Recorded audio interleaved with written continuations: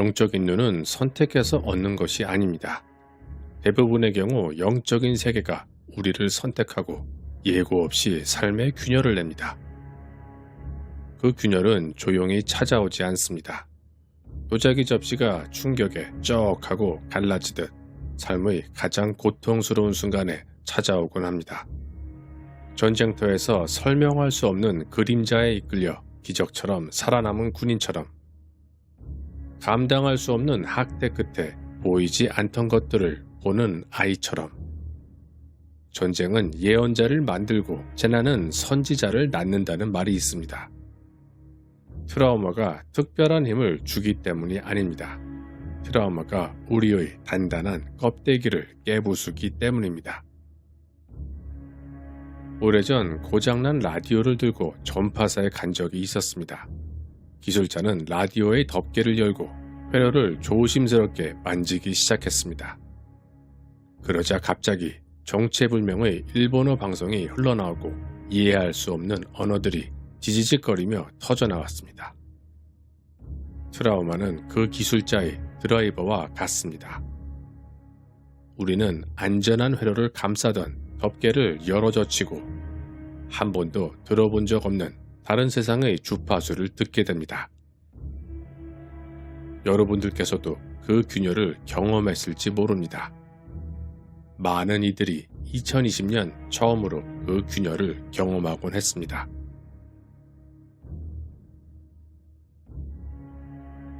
과거 저는 동독의 작은 도시에서 살았던 적이 있었습니다. 동네에는 신기가 있다는 푸죽한 주인이 있었습니다. 그는 냉전 시대 동안 경찰에게 끔찍한 고문을 당했다는 소문이 파다했습니다. 하루는 그가 고기를 손질하는 것을 보았습니다.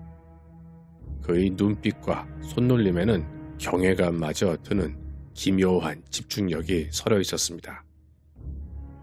그의 고기 손질은 도살이라기보단 일종의 의식처럼 느껴졌습니다. 작업을 마친 그 남자는 가게 뒤편에서 담배를 피우며 말했습니다. 옛날 제사장들은 알고 있었지. 신들은 피를 원하지 않아. 재물은 신이 아니라 그걸 지켜보는 인간들을 위한 거였어. 그리고 그 껍데기가 깨지면 다른 세상이 보이는 거야. 그는 연기를 길게 뿜으며 덧붙였습니다.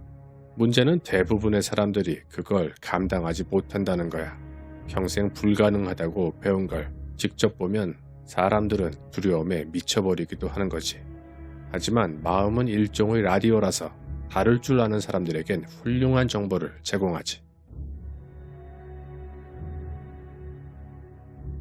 푸죽한 아저씨의 말은 제게 거대한 화두를 던졌습니다.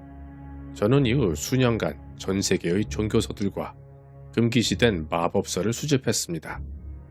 그 안에 마음이라는 라디오의 사용 설명서가 파편처럼 흩어져 있을 거라고 믿었기 때문입니다. 저는 수년간의 탐도 끝에 한 가지 패턴을 발견했습니다. 제가 깨달은 정보에 따르면 아스트랄계는 혼돈이 아니라 정교한 생태계였습니다. 그 정보를 여러분들과 나누겠습니다. 아스트랄계의 존재들은 4가지 유형으로 나뉩니다. 첫째, 코어 인텔리전스. 거대한 산맥처럼 압도적인 존재들입니다. 이들은 중립적이고 자율적이며 의식 있는 자연 법칙처럼 작동합니다. 대천사 미카엘이나 헤르메스, 악마 아스타로스, 이러한 부류들이 여기에 속합니다. 그들은 인간들을 대할 때 인격적인 소통을 하며 대등합니다. 둘째, Resonant Gateway. 이것은 우주적 원리로 연결되는 문입니다. 이들은 사랑, 자비, 치유, 지혜와 같은 보편적인 원리의 주파수로 된 동무입니다. 여러분들이 신이나 붓다에게 기도를 하는 것은 인격체를 부르는 것이 아니라 특정 원리와 공명하는 문에 접속하는 행위입니다. 셋째, Resonance Shell. 이것은 영적인 왜굴격이자 일종의 에너지 갑옷입니다. 이 카테고리에 속하는 아스트랄계 존재들은 자아가 없습니다. 아누비스나 마하칼라처럼 특정 기능을 인간에게 제공하는 도구적인 존재들입니다. 다시 말해 인간들이 이용할 수 있는 에너지 갑옷입니다. 하지만 인간들은 종종 이들을 신으로 착각하고 숭배합니다. 하지만 이들은 숭배의 대상이 아닌 활용의 대상입니다.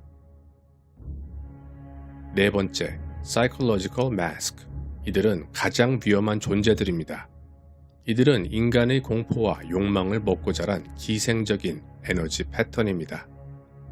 벨리알, 말레포와 같은 모전적인 악마들이 여기에 해당합니다.